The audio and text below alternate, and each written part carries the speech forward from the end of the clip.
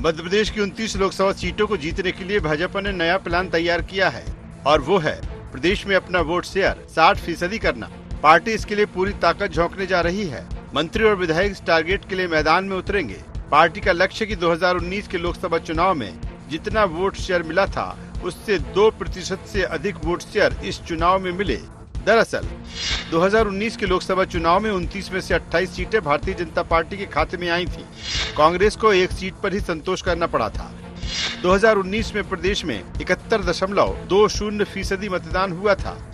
BJP को 28 सीटों के साथ 58% वोट शेयर हासिल हुआ था।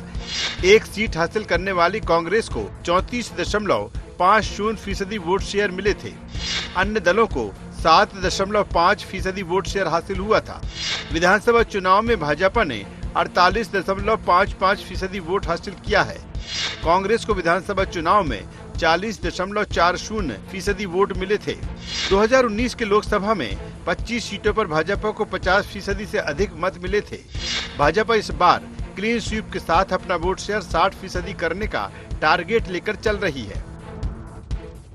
इस टारगेट को हासिल करने के लिए बीजेपी प्रदेश के हर बूथ को कवर कर रही है। हर बूथ पर 370 वोट बढ़ाने की कवायद पहले से ही चल रही है। 53,000 गाँव और 44,000 शहरी वार्डों में भाजपा के नेता और कार्यकर्ता पहुंच चुके हैं। 41 लाख डिजिटल रूप से रजिस्टर्ड कार्यकर्ताओं की मदद ली जा रही है। गांव चलो अभियान के बाद अब भाजपा का बूथ विजय संकल्प अभियान जारी है और भाजपा के नेता दावा कर रहे हैं कि वो इस टारगेट को पूरा करके रहेंगे। नहीं, देखिए 10% वोट शेयर बढ़ाने का लक्ष्य पिछली विधानसभा चुनाव में हमने लिया था और जिसको लगभग हमने अचीव भी किया। जहां तक 2024 के लोकसभा चुनाव की बात है, भारतीय जनता पार्टी ने हारे हुए बूथों को जीतना, जीते हुए बूथों पे 10% अधिक वोट शेयर और 370 वोट प्रति बूथ बढ़ाने का जो लक्ष्य लिया। इस बार भी बूथ समिति का हमारा कार्यकर्ता प्रतिबद्ध है इन सभी लक्ष्यों को हासिल करने के लिए। बात कांग्रेस की करें तो उसका वोट शेयर प्रदेश में लगातार घट रहा है। कांग्रेस को 2019 के लोकसभा चुनाव में 34.50% मत मिले थे। 2018 के विधानसभा चुनाव में कांग्रेस को 40.90% मत हासिल हुए थे। 2023 के विधानसभा चुनाव में कांग्रेस को वोट थोड़ा और घटकर 40.4% हो गए। हालांकि इसके बाद भी कांग्रेस भी दावा कर रही है कि वोट शेयर भाजपा का नहीं उसका बढ़ेगा। उनको भरोसा है अपनी ईवीएम मशीन पे कि कितने % पे सेट करी जाए, तो वो कह सकते हैं। निश्चित रूप से भारतीय जनता पार्टी का अधिकार है कि वो बोल सकते हैं कि, वरना प्रजातंत्र में, लोकतंत्र में जब चुनाव होता है तो कोई व्यक्ति ये नहीं कह सकता कि इस बूथ पे किसको कितने वोट मिलेंगे। घर के वोट बताने में लोगों को परेशानी होती है। तो भारतीय जनता पार्टी किस भरोसे से ये कह सकती है कि इस बूथ पे इतने वोट मिलेंगे? कहीं ना कहीं ईवीएम पे शक जरूर जाता है। मौजूदा दौर माइक्रो बूथ मैनेजमेंट यानी कि बूथ स्तर पर चुनावी प्रबंधन का है। बीजेपी की जीत में प्रमुख योगदान इसी का माना जा रहा है। इस चुनाव में बीजेपी ने इसी रणनीति पर काम शुरू कर दिया है। मध्य प्रदेश में 64,523 बूथों पर अमित शाह के बताए गए 15 प्रकार के कामों को जमीन पर उतारने में भाजपा जुट चुकी है। पन्ना प्रमुख से लेकर मुख्यमंत्री तक इस मुहिम में जुटे हैं। देखना यह है कि कांग्रेस इस चुनावी रणनीति का मुकाबला कैसे कर पाती है। Bureau report, IND 24।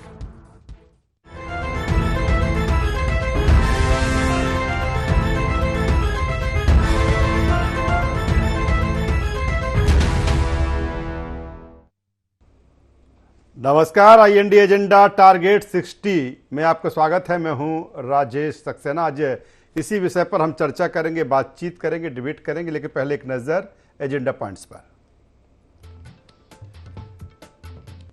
60% vote share पर क्यों बढ़ा भाजपा का फोकस? कैसे पूरा होगा मिशन क्लीन स्वीप और टारगेट 60?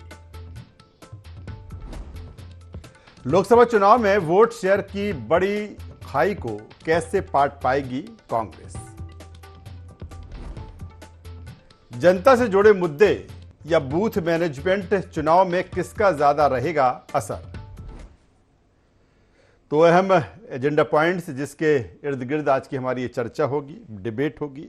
जिस तरह से लोकसभा चुनाव तारीखों का ऐलान और पहले चरण में जब 19 अप्रैल को वोट डाले जाना है, उसकी जो नामांकन प्रक्रिया का समय था वो भी पूरा हो चुका है और अब दोनों ही दल, भारतीय जनता पार्टी और कांग्रेस, पूरा जोर चुनाव में लगा रहे हैं।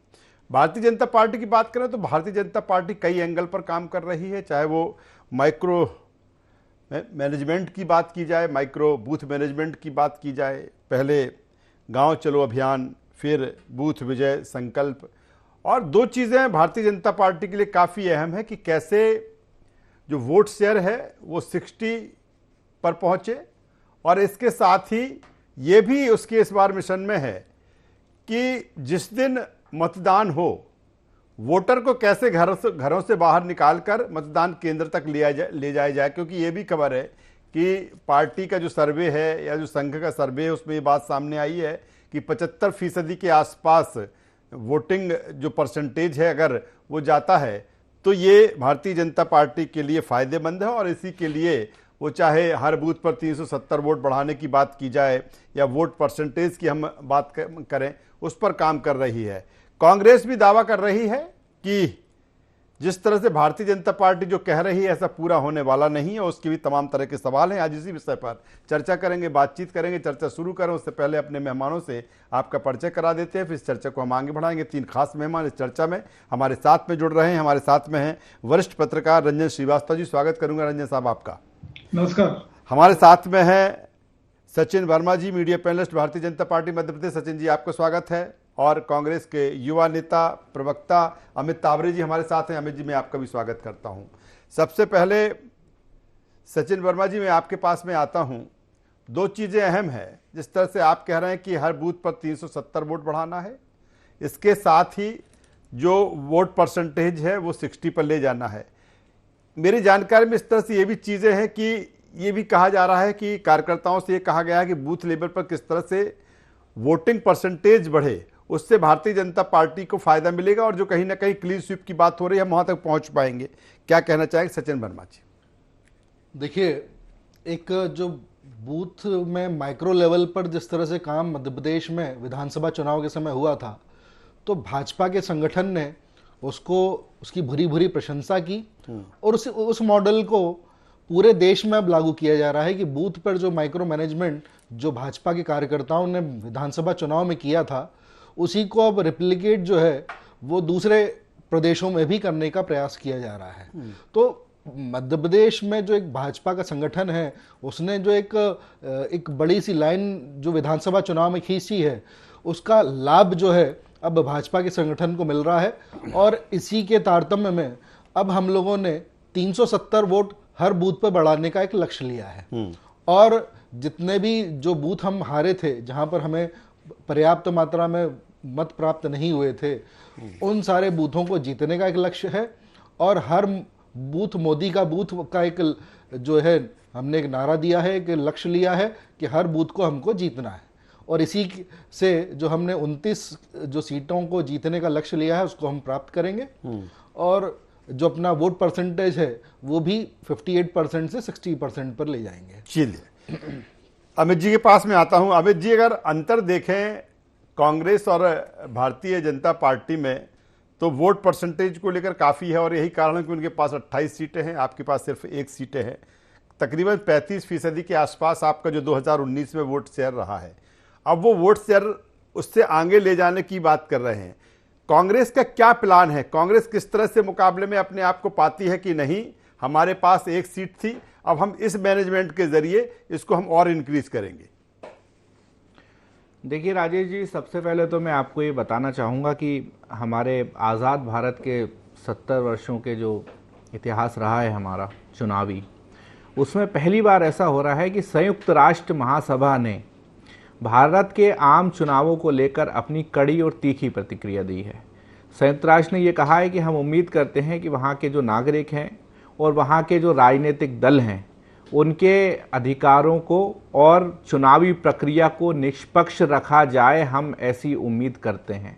तो पहली बात तो ये है। आप कल्पना करिए कि चलते चुनाव में एक प्रमुख विपक्षी दल जो 20% वोट आज भी जिसके पास है, चलते चुनाव में उसके बैंक खातों को फ्रीज कर दिया जाता है और वो भी कौन सा मामला, सिर्फ एक 14 लाख रुपए का मामला है, जो कि हम लेट, हमारे जो 23 विधायक थे वो लेट अपना बता पाए थे क्योंकि वो विदेश में थे। और 1296 ऐसे लोग हैं भारतीय जनता पार्टी के जिन्होंने दान में जो पैसा दिया है उनका एड्रेस नहीं है, और एड्रेस है तो नाम नहीं है, उनके ऊपर चुनाव आयोग बिल्कुल आंख मूंद कर बैठा हुआ है। तो ये चुनाव चल कहां रहा है? आपने बहुत सारी बातें करी, हमारे वर्मा जी ने बहुत सारी बातें करी, माइक्रो मैनेजमेंट, 370 ये वो, लेकिन इसके जो सबसे महत्वपूर्ण बात है कि इनके जो आनुवांशिक संगठन बन गए हैं अब तो, ईडी, सीबीआई, चुनाव आयोग, उनका भी जिक्र किया जाना चाहिए। दो मुख्यमंत्रियों को आज आप अंदर करके बैठे हो। केजरीवाल जी के यहाँ 12,000 रुपए बस मात्र मिलते हैं और उनको अंदर कर दिया जाता है। तो ये कहाँ अब लोकतंत्र भारत में बचा हुआ है, आप बताइए। तो क्या और अमित, दूसरी ये मान लिया दूसरी कांग्रेस बात, इन्हीं चीजों को लेकर अब चुनाव में रहेगी, और जो चीजें हैं, जो चाहे जनता से जुड़े मुद्दे हों या जमीन पर उतर कर जो चीजें करना है, कांग्रेस उससे इत्तेफाक नहीं रखती, सिर्फ इन्हीं चीजों को लेकर मैदान में रहेगी। देखिए मुझे बोलने तो दिया जाए, जब तो तय होगा कि हम आगे क्या तय करेंगे। देखिए ये लोग तो बहुत वैसे लोग हैं, कांग्रेस पार्टी का उदय ही आंदोलन से हुआ है। आप तो मुझसे बहुत सीनियर हैं, तो हम लोग तो आंदोलन से ही जन्मे लोग हैं। भारत की स्वतंत्रता में जनता के साथ यदि आंदोलन की लड़ाई लड़ी तो वो हमारे पूर्वजों ने लड़ी थी। तो ये कितनी भी कोशिशें कर लें, ये कितना भी दमन कर लें, हम जनता की अदालत में जाएंगे।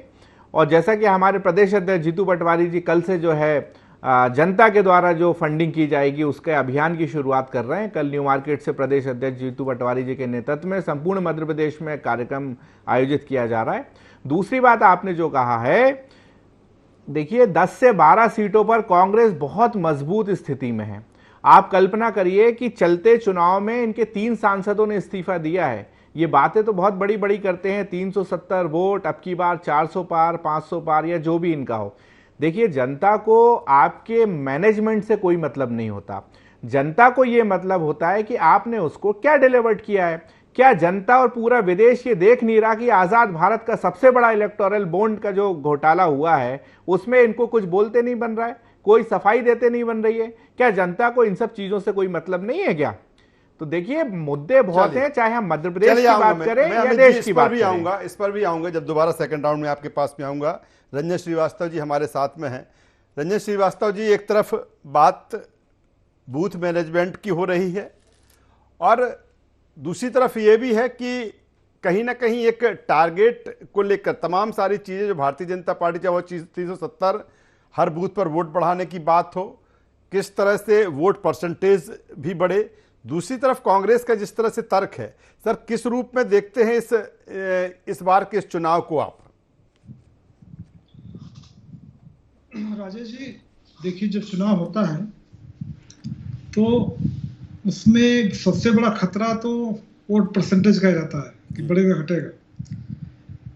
जैसा आपने आंकड़ा दिखाया तो 58% वोट मिला था भाजपा को। अब चुनौती ये है भाजपा के लिए कि 58 से कम ना हो जाए, क्योंकि सरकार में आप हैं, स्टेट में भी हैं, सेंटर में भी हैं, तो एक नेचुरल इनकम्बेंसी होता है जी। उसको मोदी वेब से प्रो इनकम्बेंसी करना, 58 को 60 करना, जिससे कोई भी डाउट ना रह जाए, ये भाजपा का प्लान है। लेकिन केवल प्लान से वोट कन्वर्ट नहीं होते हैं, आपको बूथ मैनेजमेंट करना ही पड़ता है। जो बेनिफिशियरीज हमको बताना कि हम इतने स्कीम से लेके आ रहे हैं, हमने इतना आपके लिए किया है, या कांग्रेस इतना गलत कर रही है, व्हाटएवर जी, तो बहुत सारी चीजें हैं जी। अब तैयारी में कांग्रेस कितना कर पाती है? अब जो 34% वोट था, 35 मान लीजिए उसको, तो कम से कम 50% वोट अगर माना जाए आंकड़ा जी, तो कांग्रेस बहुत आगे रहेगी अगर माना जाए। तो क्या 15% वोट कांग्रेस ने पिछले 5 साल में इतना काम किया है, या इतनी बड़ी इनकम्बेंसी है कि कांग्रेस को 50 ज्यादा मिल जाएगा? 60 की बात छोड़ दीजिए, बहुत दूर की बात है, अगर 50 मिल जाता है तो बड़ी विजय होगी। तो देखना है, आपको हम लोग देख रहे हैं और कांग्रेस को भी देखना, क्या इतना तैयारी हुआ है, पब्लिक में इतना आउटरीच हुआ है, इनकम्बेंसी इतनी ज्यादा है कि क्या 50% से ज्यादा हो सकता है? ये कांग्रेस का मैथमेटिक होना चाहिए, होगा भी। तो मुझे जो लग रहा है, मेरा जो ऑब्जर्वेशन है, अभी कांग्रेस को बहुत सारी मेहनत करनी है, भाजपा आश्वस्त है मोदी वेव को लेकर के और मोदी की गारंटी को लेकर के। कांग्रेस कितना कर पाती है वो देखना बाकी है। चलिए, बेहतर बात रंजन श्रीवास्तव जी कह रहे हैं। मैं एक बार फिर सचिन वर्मा जी के पास में आता हूं। सचिन वर्मा जी, आप जवाब दे दें अमित जी जो कह रहे हैं, फिर मेरा अगला सवाल होगा। देखिए, जो कांग्रेस में गोरों की गुलामी की जो प्रथा चली आ रही है, उसी के बारे में इनके प्रवक्ता आज अभी बता रहे थे कि जो यूनाइटेड नेशंस हैं, उन्होंने यहाँ के जो इलेक्टोरल जो जितनी जो कार्रवाई चल रही है उसके बारे में कमेंट किया है। अब आप जब चंडीगढ़ के मामले में माननीय सुप्रीम कोर्ट जब कोई डिसीजन देती है तो आप उन निर्णयों की प्रशंसा करते हैं कि चंडीगढ़ में ऐसा हो गया था, वहाँ पर फिर से चुनाव करवा दिए और मेयर का जो इलेक्शन हुआ था उसमें धांधली हुई थी।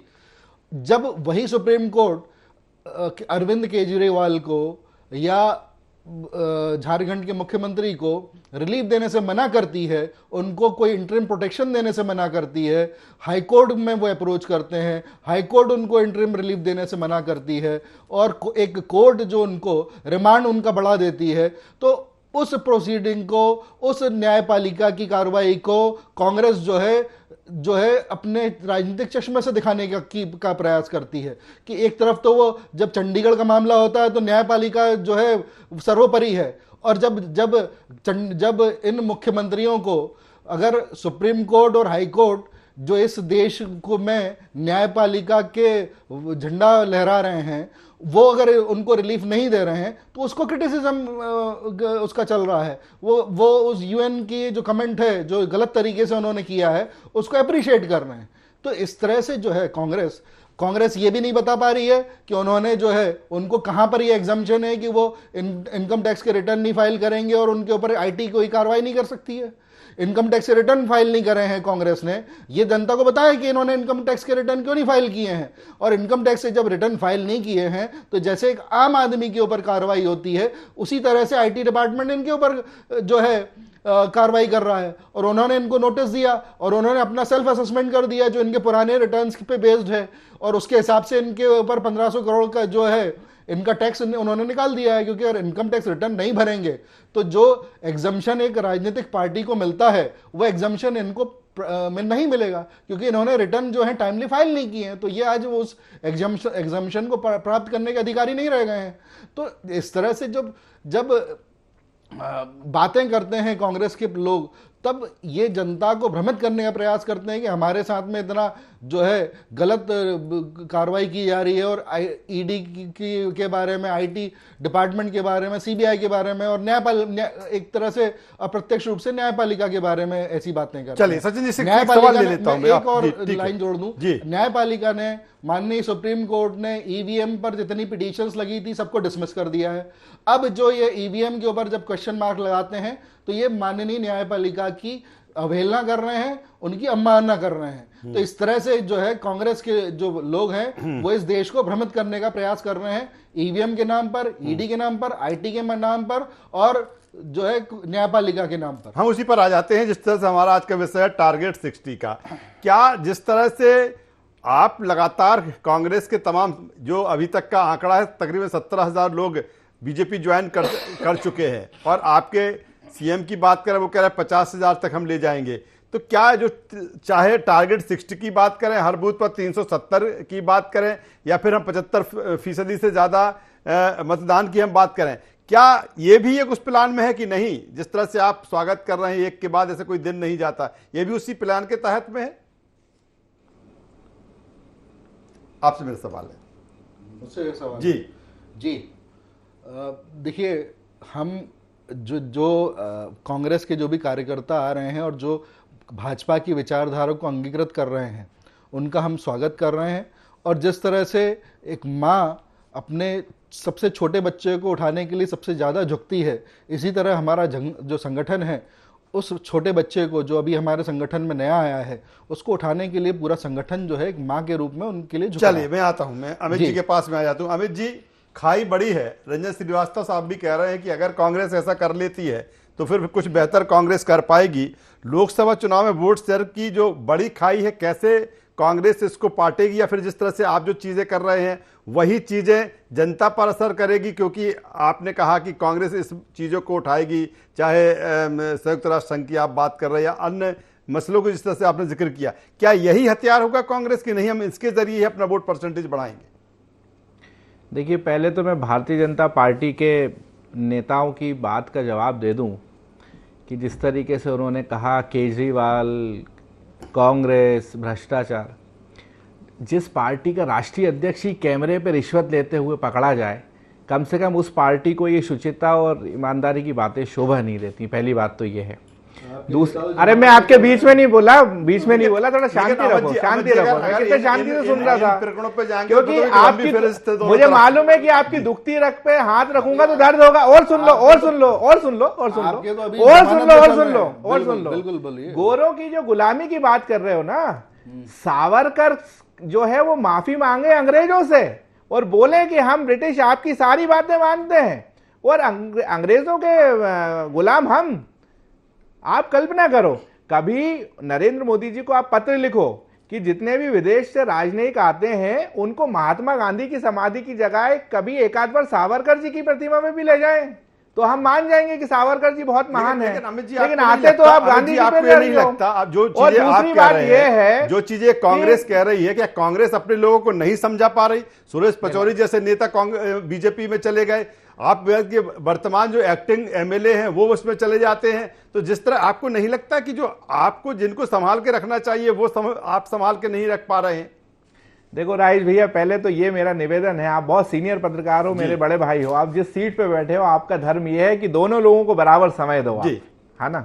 छोटा भाई होने के नाते ज्यादा मत दो, लेकिन उतना समय तो दो। मुझे लगता है कि जो मेरा भी आपसे निवेदन है कि जो विषय है, क्योंकि हम बात कर रहे हैं टारगेट 60 माने वोट परसेंटेज, दोनों की भी है, आपको भी मौका है कि आप बताएं कि आपका क्या प्लान है। मेरा धर्म यह है कि आपकी बात का भी जवाब दूं और मेरे बड़े भाई की बात का भी जवाब दूं, क्योंकि जनता देख रही है, आपका चैनल प्रतिष्ठित चैनल है। अब दूसरी बात करते हैं हम रणनीति की। देखिए, सुरेश पचौरी जी की आपने बात करी, यही भारतीय जनता पार्टी के लोग उनके बारे में क्या क्या बोलते थे, आपने हमने सबने देखा है। अब बात हो रही है कि बहुत सारे कांग्रेस ही जा रहे हैं, तो मुझसे पहले तो इनके कैबिनेट मंत्री प्रहलाद पटेल ने स्पष्ट कर दिया कि कांग्रेस से जो लोग आ रहे हैं उनके लिए हमने 2 डस्टबिन रखी है, एक सूखा कचरा और एक गीला कचरा। भाई जो आ रहा है वो कचरा है और भारतीय जनता पार्टी जो है वो डस्टबिन है, तो इसमें मुझे कुछ कहने की आवश्यकता ही नहीं है। और दूसरी बात, कांग्रेस पार्टी किसी भी नेता से नहीं है, आप समझिए, मैं फिर बोल रहा हूं, यह आंदोलन से जन्मी हुई पार्टी है। ये हमारे जैसे असंख्य लाखों कार्यकर्ता, जो लगभग आप मान के चलिए कि 20-25 साल से मध्य प्रदेश में हमारी सरकार नहीं है, सिर्फ यदि 15 महीनों को छोड़ दी जाए, उसके बाद भी यदि कांग्रेस में है तो वो हमारे जैसे कार्यकर्ताओं के कारण है। आप समझिए इस बात को। तो ये कितना भी सत्ता का दुरुपयोग कर ले, हमारे जैसे कार्यकर्ता जिन्होंने कभी बचपन से कांग्रेस की सरकार देखी नहीं, लेकिन तब भी वो महात्मा गांधी के मूल्यों पर विश्वास रखकर आज भी कांग्रेस का झंडा उठा रहे हैं। आप कल्पना करिए कि मध्य प्रदेश ही नहीं, पूरे देश में ऐसे लोग हैं। और सुरेश पचौरी जैसे हजारों लोग जिनको 4-4 बार मौका दिया, जो कभी एक चुनाव नहीं जीत पाए, उसके बाद भी पार्टी ने उनको 4 बार राज्यसभा भेजा, और जब मुसीबत का वक्त आया, संघर्ष करने का वक्त आया, तो आप पाला बदल कर वहां चले गए। तो ये भी जनता देख रही है। और मैं तो पचौरी भाई को, आप तो खैर वो भारतीय जनता पार्टी के नेता हैं, मैं उनको अब कहूंगा कि आप कम से कम भारतीय जनता पार्टी के निशान पे चुनाव लड़ने शायद जीत जाए। श्रीवास्तव जी के पास में आ जाता हूँ। रजत श्रीवास्तव जी, तमाम सारी चीजें हो रही हैं और लंबे समय से हम बात करते हैं कि चाहे भारतीय जनता पार्टी का बूथ विजय संकल्प हो या फिर गांव चलो अभियान हो, तमाम अभियानों के जरिए जिस तरह से अपने बूथ लेवल कार्यकर्ताओं को वो गतिशील किए हुए हैं। टारगेट 60 है, टारगेट ये भी है कि हर बूथ पर 370 जो वोट हैं वो बढ़े। लेकिन जिस तरह से ये जो नई शुरुआत भारतीय जनता पार्टी की तरफ से की गई है कि कांग्रेस के ज्यादा से ज्यादा लगता है कि थोड़ा सा भी कोई असंतोष उनके अंदर है तो आप भारतीय जनता पार्टी में लाइए, क्या ये भी एक रणनीति के तहत है? इन तमाम सारी चीजों में टारगेट 60 की बात करें, 370 की बात करें, वोट परसेंटेज की बात करें, किस रूप में देखते हैं सर रंजन श्रीवास्तव साहब? राजेश जी, देखिए, जो टारगेट 60 है उसका पार्ट है जी। मैंने पहले कहा जिस 58 आपको मिल गया है जी, तो आप आश्वस्त नहीं हो सकते। 58 हो सकता है, उससे नीचे भी आ सकता है, क्योंकि 10 साल की सरकार है जी स्टेट में सरकार है, तो एंटी इनकम्बेंसी तो रहेगा आपको जी क्योंकि इको सिस्टम है। देखिए जैसे छिंदवाड़ा की बात करूं मैं, तो वहां से तोड़ तोड़ के लाया जा रहा है। जो भी किसी कमलनाथ का वजूद अगर वहां पे है, एक यहाँ पे एक सिस्टम बना हुआ उनका, तो सिस्टम के जो पार्ट है, जो नट बोल्ट है, उनको तोड़ना है, तभी तो उनके वोट कम होंगे। जी पिछली बार जो उनकी विजय हुई थी बहुत कम वोट से हुआ था। तो जब बीजेपी नट बोल्ट को किनारे थोड़ा थोड़ा तोड़ रही है, जिससे अगर वोट कम भी होता है तो क्या 58 से कम ना हो, कम से कम 60 भले ना जाए, तो 58 पे टिके रहने के लिए ये सारे प्लान हो रहे हैं। लेकिन सर जब मोदी की गारंटी है डबल इंजन सरकार, तो फिर इसकी जरूरत क्या है भारतीय जनता पार्टी को?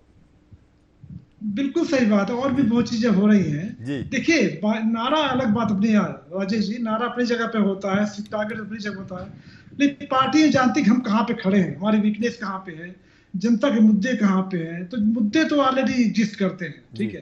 कांग्रेस है अभी, अब पहली बार जो हो रहा है 14 में नहीं हुआ, 19 में नहीं हुआ, इंडिया ब्लॉक बना हुआ है, ये बीजेपी इग्नोर नहीं कर सकती।